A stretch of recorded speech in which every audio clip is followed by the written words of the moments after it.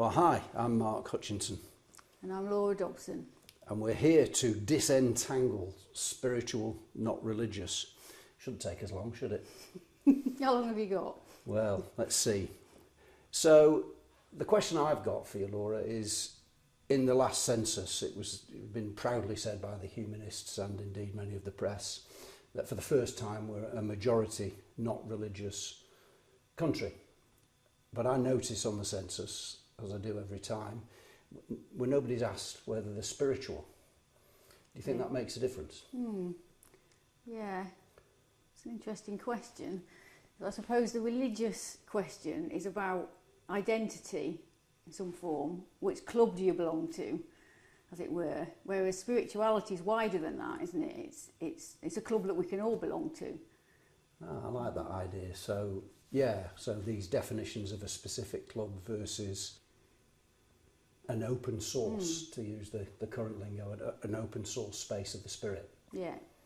Okay. Yeah, I kind of quite like that. So what kind of things would you put into that category of the open place source of the spirit? I suppose when I think about the things that I do that I would consider spiritual but don't belong in any particular religious box, that might be yoga,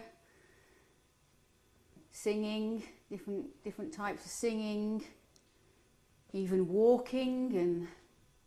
Well, let's take those three. I think they'd be quite helpful to take. So, yoga, yeah. I mean, everywhere you go in the country, there are literally thousands of yoga sessions taking place every day.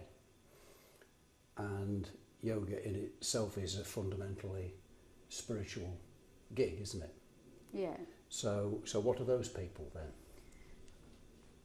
Exactly, yeah.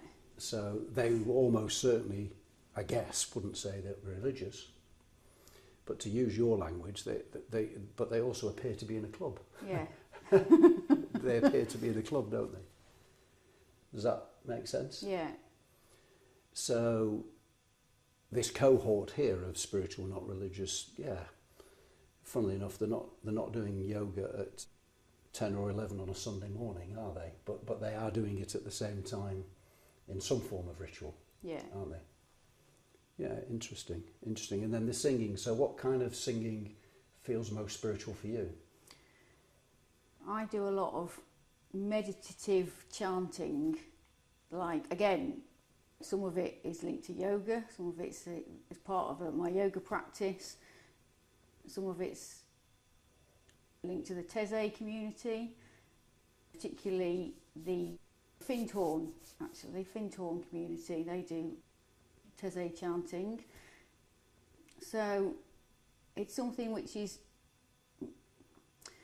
and the singing that I do draws from all different kinds of traditions. So it's rooted in some religious traditions, but they're, we're drinking from the waters of wisdom from many different wells, as it were. Okay. Which is very Unitarian, isn't it? It is Unitarian, but also speaking outside Unitarianism, I'm thinking of the host of people that I know who don't consider themselves in any way, shape or form part of a religious club. Yeah.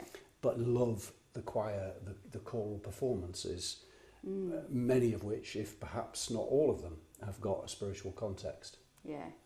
So there are a different set of spiritual clubs there, aren't there? Yeah. And for me, the singing is about what's happening in my body at the time, which is a very spiritual experience. So it's not that I'm following a particular religious tradition. It's about the experience of what's happening when I'm singing. Okay. And so that can come, yes, if it was coming from a Taizé, and it would be a particular religious tradition, but equally it can come from a pagan chant, which we've done together many times, or it could in fact come from pop music, really, if it was something that you were singing together with other people. Okay. And you mentioned walking. Personally for me, the intentional walking meditation is my go-to place. Yeah. So the place where I am usually up early, into the fresh air, whatever that air brings that day, and I intentionally take a quiet space. Then perhaps go into listening to some words after the silence.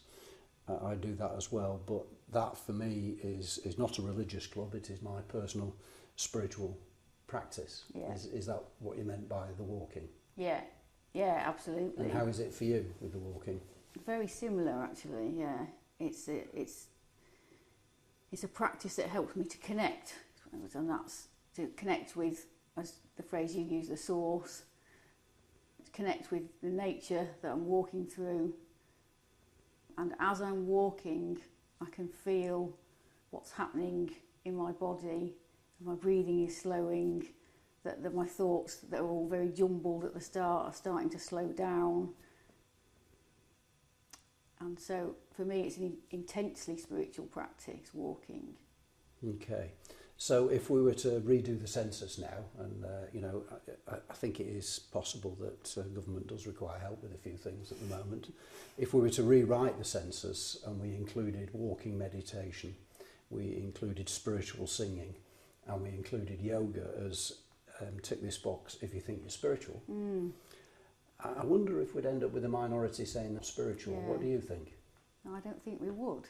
Actually. I don't think we would either. I think we'd almost certainly see the vast majority of the population ticking something in that box that was spiritual.